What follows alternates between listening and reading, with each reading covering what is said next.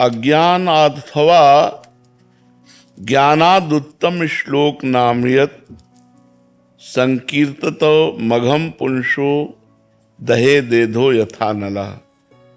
जो हम हर उत्तर में केवल नाम देते हैं कि आप नाम जप करो, तो देखो शास्त्र कह रहा है अज्ञानाद अथवा ज्ञानाद। अज्ञान से आपको महिमा पता नहीं नाम की, और आप राधा राधा कृष्ण कृष्ण राम राम उच्चारण किए, या जान करके महिमा सुन करके भगवान नाम की महिमा जान करके उत्तम श्लोक नामयत। उत्तम श्लोक कहते हैं भगवान को।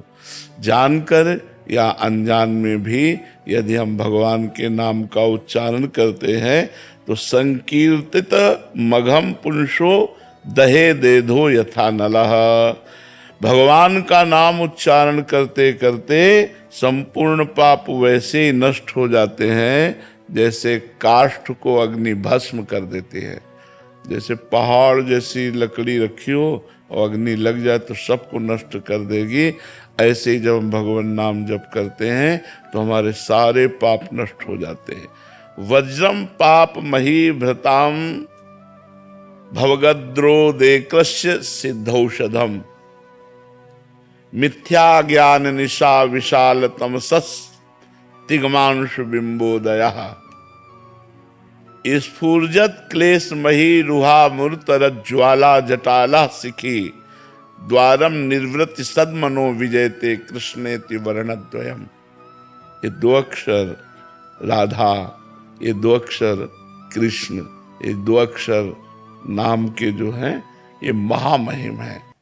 जब हम भगवान का नाम जप करते हैं तो हमारे चाहे पर्वत के समान पाप हो, तो जैसे इंद्र वज्र का प्रहार पर्वत पर कर दे तो धूल के समान चूर हो जाता है, ऐसे ही भगवान का नाम हमारे पाप के पहाड़ हों तो भी उसे चूर कर देगा।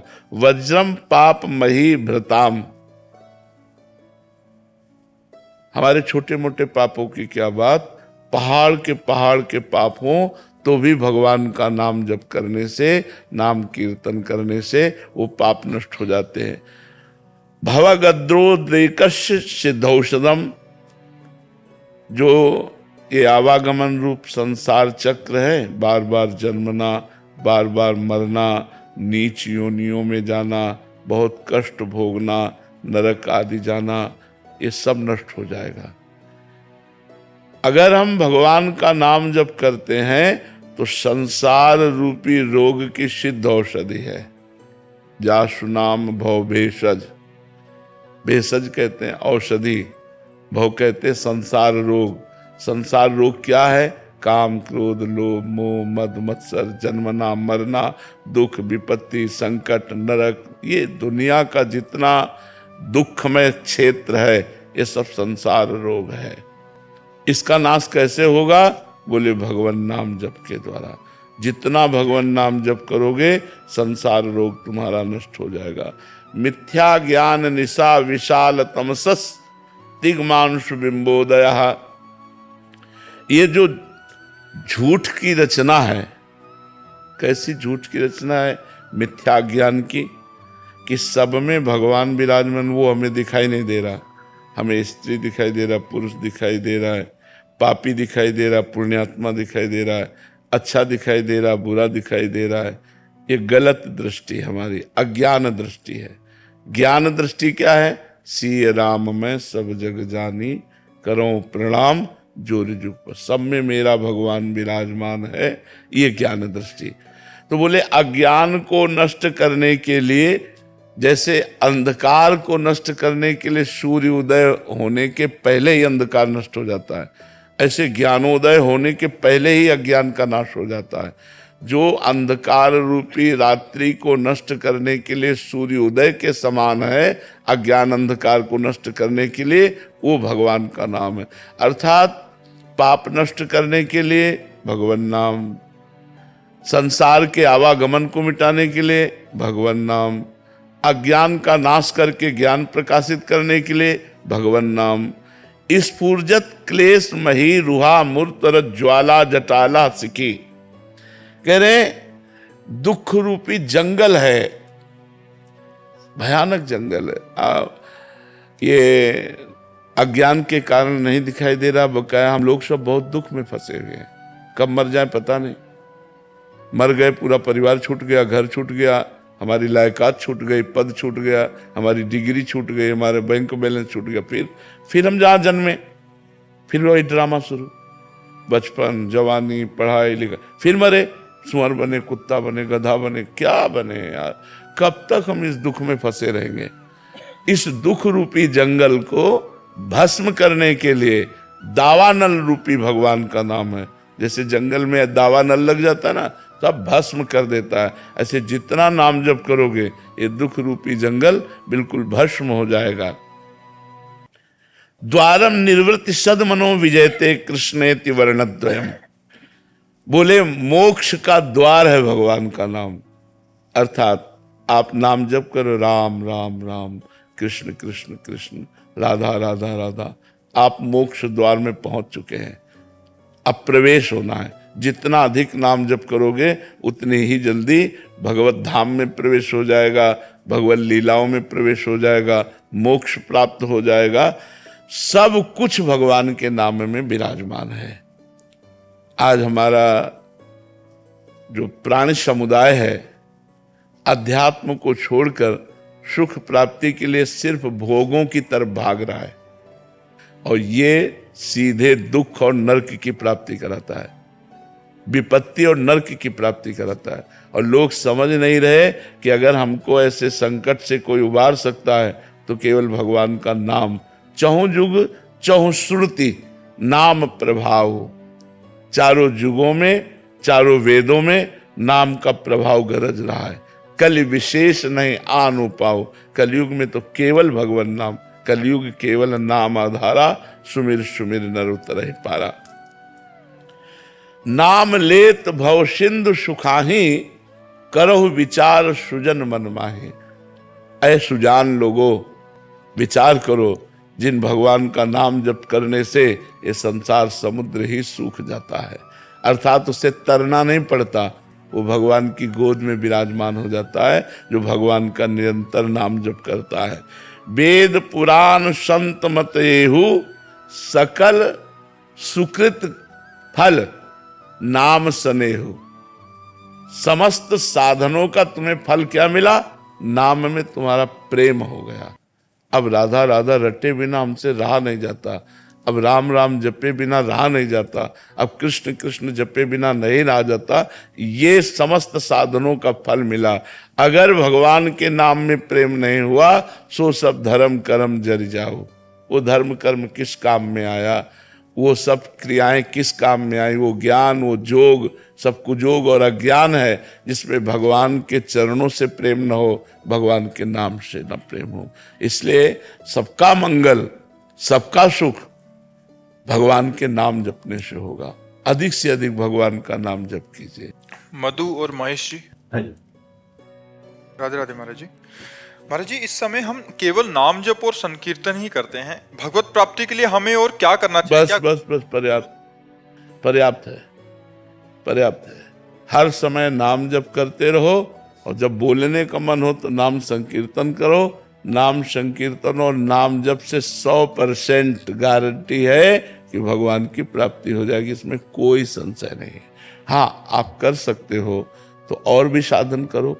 नाम जप करते हुए तीर्थयाटन करें, नाम जप करते हुए परोपकार करें।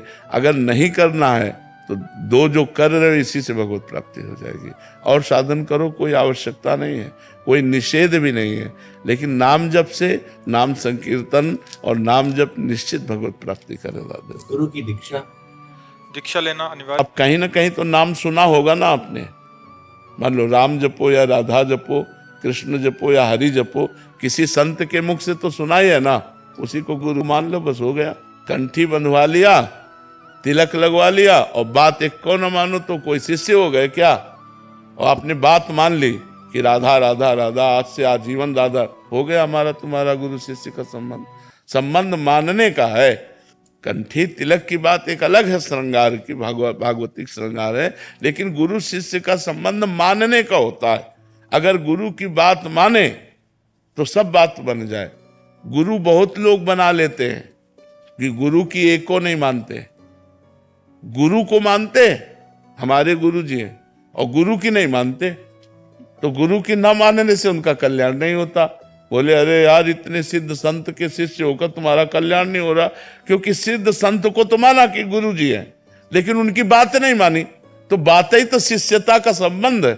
गुरु शिष्य का जो संबंध है वो आज्ञा का है। आज्ञा सम्न सुसाहिब सेवा, गुरु की बात मान ले, हो गया बात। गुरु शिष्य का गुरुमंत्र का मतलब यही होता है। जैसे हम कह रहे हैं कि राधा राधा जपो, राम राम जपो, कृष्ण कृष्ण जपो, आपका परम मंगल होगा। आपने बात पकड़ ली कि आज से मैं नाम जप करूं, हमारा तुम्हारा संबंध हो गया, कहने की जरूरत थोड़ी, हो गया संबंध। हमारा तुम्हारा दीक्षा हो गई, हमारा तुम्हारा संबंध हो गया और बस बात बन गई। इसी से बात बन जाएगी। उपासना शर्मा जी, राधा वत्स, राधे राधे महाराज जी। गुरुदेव, मेरा प्रश्न है कि ये राग द्वेष मेरी दैनिक जीवन में खत्म ही नहीं हो रहा, इसको कैसे खत्म करूं महाराज जी? देखो, जब तक हमारे पास भजन बल नहीं होगा तब तक हम चाहे जितना ज्ञान दूसरों को उपदेश कर लें और चाहे सुन लें, वो प्रयोग में नहीं आएगा। प्रयोग में तभी आता है जब हमारे पास भजन बल होता है। ये हम तुमको रहस्य की बात बता रहे हैं। एक बैठ करके मंच पे बहुत शास्त्रों का उपदेश कर रहा हो और उसने कभी भजन में रुचि नहीं की, तो केवल साउंड बोल रहा है, अंदर में कुछ नहीं है। और एक बोल ना पाता हो और खूब राम राम राधा राधा कृष्ण कृष्ण जप किए, उसमें वो सब बात होगी जो शास्त्रों में लिखी है। भजन से ही सब बात बनती है। तो हम जानते हैं कि राग करना और द्वेष करना ये दोनों मायाकृत बंधन है। ये दोनों हमको आवागमन में फंसाते हैं, बार बार जन्म, बार बार मरण में, लेकिन हम इनको हटा नहीं पाते हैं। अनुकूलता में राग होता है और प्रतिकूलता में द्वेष होता है। तो द्वेष की सत्ता नहीं है, राग से ही द्वेष होता है। यदि राग ना हो तो द्वेष होगा ही नहीं। अगर काम ना हो तो क्रोध होगा ही नहीं। कामा संजायते क्रोधा, ऐसे ही राग से द्वेष होता है। तो हम राग जब करते हैं तो अनुकूलता को लेके करते हैं। वो अनुकूलता होती शरीर, वस्तु, पदार्थ, अपनी चाह की अनुकूलता। यही तो माया है। चाह मिटानी है, अनुकूलता का भाव मिटाना है। और ये राग तभी नष्ट होगा जब हम भजन करेंगे। भजन के बिना तो सिर्फ बातें हैं और बातों से माया पर विजय प्राप्त नहीं की जा सकती। बारी मथे घर तो होए बरु, सिकता ते बरु तेल, बिनु हरि भजन न भवतरी, या सिद्धांत अपेल। ये अटल सिद्धांत है कि बिना भजन के आप संसार के राग द्वेष, दुखालय, जन्म मरण, इससे आप पार नहीं हो सकते। इससे पार तभी हो सकते हो जब भजन करोगे। चाहे बालू पेरने से तेल निकल आवे और जल मथने से घी निकल आवे, असंभव है। ऐसा असंभव भले संभव हो जाए, पर बिना भजन के तुम इस दुखालय संसार से, इस राग द्वेषात्मक सृष्टि से अपने को नहीं बचा सकते। इसलिए खूब भजन करो। किसका प्रश्न है?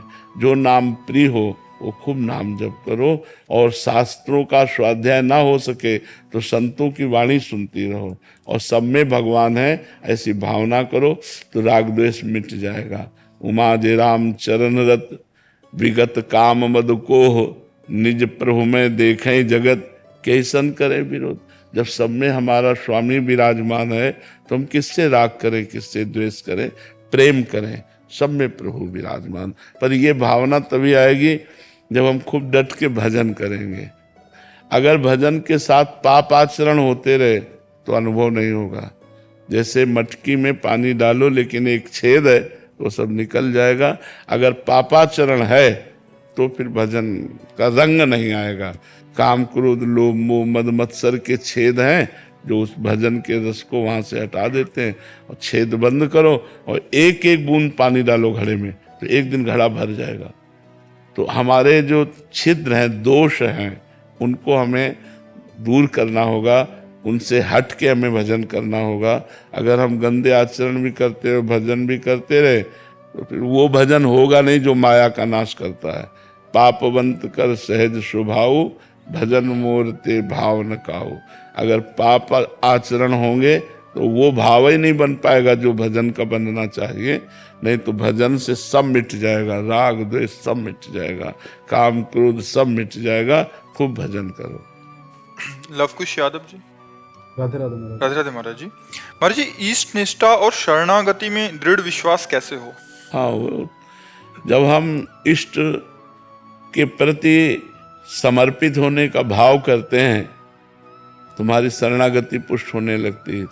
शरीर से जितनी चेष्टाएं हों वो शास्त्र सम्मत हों। शरणागति का जो प्रथम सोपान है वो शरीर है। शरीर से हमारी जितनी चेष्टाएं हों वो शास्त्र सम्मत। तस्मात् शास्त्रम प्रमाणम ते कार्या अकार्यो व्यवस्थितो। क्या करना चाहिए और क्या नहीं करना चाहिए ये शास्त्र के अनुसार चलें। अब शास्त्रों का ज्ञान नहीं है तो हम संतों का संग करें, तो संतों से पता चलता है क्या करना चाहिए, क्या नहीं करना चाहिए, क्या खाना चाहिए, क्या नहीं खाना चाहिए, क्या पीना चाहिए, क्या नहीं पीना चाहिए, कैसे देखना है, कैसे सुनना है, कैसे बोलना है, कैसे चलना है। ये सब हम संत समागम से सीख पाते हैं। तो हमारी शरीर की जितनी चेष्टाएं हों श्री कृष्ण अनुकूलेन प्रतिकूलस्य विसर्जनम, भगवान के अनुकूल हो। भगवान के अनुकूल होगा शास्त्र की आज्ञा के अनुसार चलना। हमारी वाणी भगवान के नाम और गुण इन दो में रमनी चाहिए। बोले तो भगवत चर्चा बोले, नहीं नाम जप कर रहे हैं, नाम कीर्तन कर रहे हैं। प्रपंच की बात, दूसरे की निंदा करना, ये सब वाणी से ना बोले। वाणी कृष्णानुरागिणी हो, भगवान की लीला रस की चर्चा करने में प्रवीण हो, भगवान का नाम जप करने में। तो हमारी वाणी समर्पित, हमारा शरीर समर्पित। जब वाणी और शरीर समर्पित तो मन फिर समर्पित होने लगता है, क्योंकि बाह्य इंद्रियों के और शरीर के अनुसार ही मन का स्वरूप बनता है। अगर हम गंदे आचरण करेंगे तो मन हमारा गंदा, अच्छे आचरण करेंगे तो मन हमारा अच्छा। तो जो हमारी इंद्रियों की, वाक्येंद्रिय है वाणी, हमारी इंद्रियों की और शरीर की जब मंगलमयी चेष्टा होती तो हमारा मन मंगलमय हो जाता है, हमारा मन पवित्र हो जाता है, हमारा मन भगवान में लगने लगता है। जैसे आप यहाँ आए हैं तो शरीर आया, आप अपनी श्रवणेंद्रिय दे रहे हैं, सुन रहे हैं, तो देखो मन इस समय परम पवित्र है ना, शांत है ना, आनंदमय है ना, इसका प्रभाव पड़ रहा है मन पर। तो हमारी बाह्य चेष्टाओं का मन पर प्रभाव पड़ता है। तो जो हमारी शरीर की पवित्र क्रियाएं हुई, शास्त्र सम्मत, वाणी पवित्र है, तो हमारा मन अपने आप समर्पित हो जाएगा। तन, वाणी और मन के समर्पण होते ही स्वयं समर्पित हो जाता है। जैसे आप यहाँ आए हो, आपका शरीर आया है, तो आप भी यही हो, आपकी आत्मा भी यहीं विराजमान है, आप भी यहीं हो।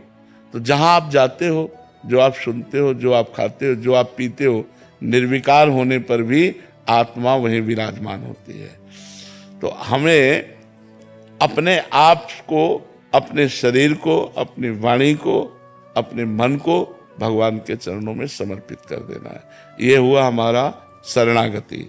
और इष्ट निष्ठा, अब हमारे ऊपर कोई विपत्ति आती है तो हम अपने इष्ट के सिवा किसी और का सहारा न लें।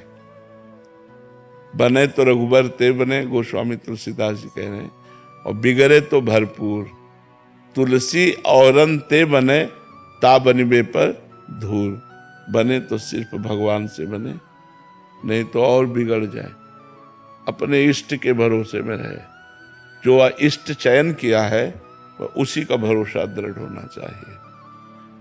अगर हमें कोई चाह है तो अपने इष्ट से चाह होनी चाहिए।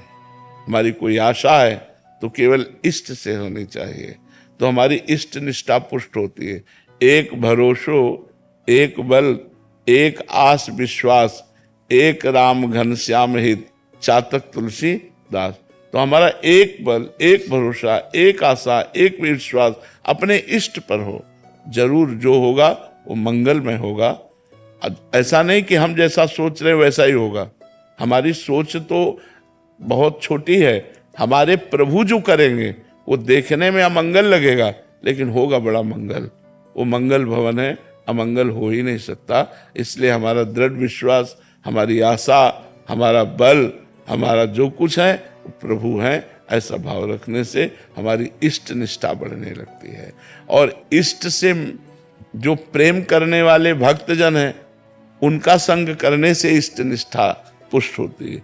इष्ट मिले और मन मिले, और मिले भजन रस रीति, तहाँ निसंग को है मिलिए, तासो कीजिए प्रीति। अपने भगवत प्रेमी महात्मा जो इष्ट निष्ठा वाले हैं, जो हमारा इष्ट वही उनका इष्ट है, अगर ऐसे संतों से मिला जाए और ऐसे संतों की सेवा की जाए, ऐसे संतों के वचन सुने जाएं, तो अपने इष्ट में और प्रेम होता है।